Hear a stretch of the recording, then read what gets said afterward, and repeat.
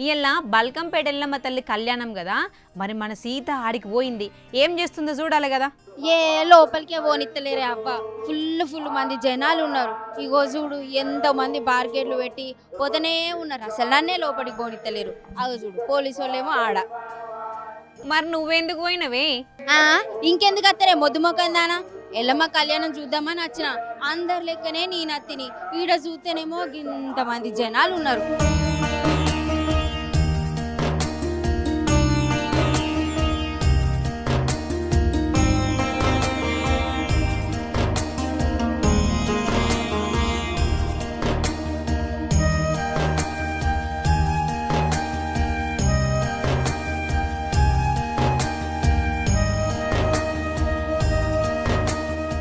అవుగాని ఆన పడుతుంది కదా, ఏమన్నా తక్లీఫ్ అవుతుందా జనాలకు? అవునే అవ్వ, ఆన పడుతుంది. ఇంత మంచిగా తయారయ్యి అతని ఏడదాడుతానో అని ఇక పోలీసు వాళ్ళని అడిగి నీడ పట్టు కచ్చిగా నిల్చుండిగా. ఆవు దర్శనానికి ఎన్ని గంటలు పడుతుంది? ఏమోనే అవ్వ, ఇంకెంత టైం పడుతుందో ఏందో.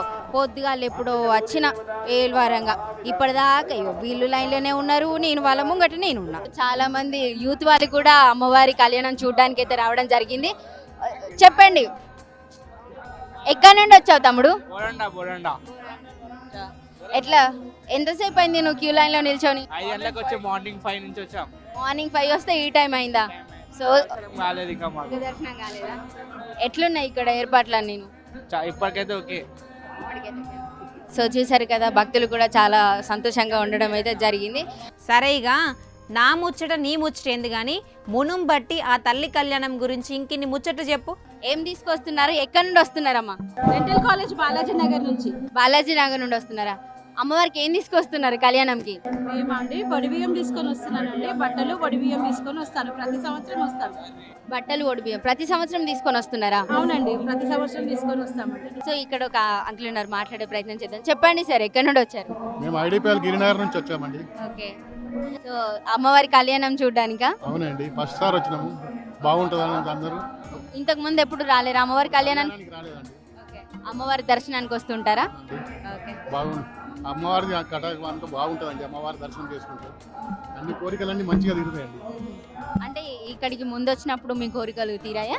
తీరుతాయండి, మంచిగా ఉంటుంది, అమ్మవారి కటాక్షం మంచిగా ఉంటుంది. బల్కంపేట ఎల్లమ్మ తల్లి కళ్యాణం జూన్నికైతే ఇక్కడ జోగిన్లను అయితే సపరేట్గా పిలిచినారు. సపరేట్గా వీళ్ళకైతే అన్ని అరేంజ్మెంట్స్ సపరేట్గానే చేసినారు. ఇక నా మాటలు ఎందుకు చిన్నుడు, అక్క మాటలనే అయిందాం. చెప్పక్క, ఏడికెళ్ళి వచ్చినవు? ప్రతి ఏడు వస్తావా అమ్మవారి కళ్యాణానికి? నేను రాబట్టి 8 ఇయర్స్ అవుతుంది. ఇక్కడ ఈసారి అయితే ఫెసిలిటీ చాలా బాగా అనిపించింది. విఐపి పాస్లు ఇవ్వడం కానీ, అమ్మవారి దగ్గర విఐపీలతో పాటు మొదలగడం కూర్చోబెట్టడం చాలా అంటే చాలా హ్యాపీ అనిపిస్తుంది.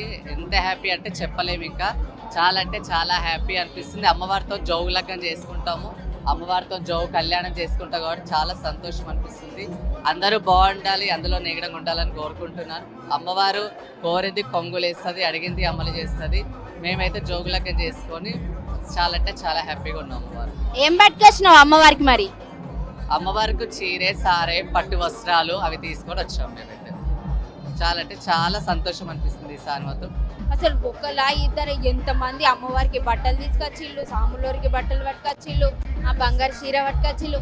అసలు నాకైతే కళ్ళే చాలతలేవబ్బా. ఇక చూస్తూనే ఉన్నాం. మీరు ఒకసారి చూడొచ్చు, ఇక అక్కడ చూస్తేనైతే ఇంకా పాటలు పెట్టిళ్ళు, ఇంకా అందరు దునుకులాడుతున్నారు. కళ్యాణం అయిపోయింది, అమ్మవారి ఆశీర్వాదం తీసుకుందామని భక్తులందరూ క్యూ కట్టి అక్కడికి పోయి మండపం కాడ ఆశీర్వాదం తీసుకుందామని వచ్చిళ్ళు. ఇగో ఇదుల్నా సీత పోయి మన కోసం పట్టుకొని వచ్చిన గా తల్లి కళ్యాణం ముచ్చట.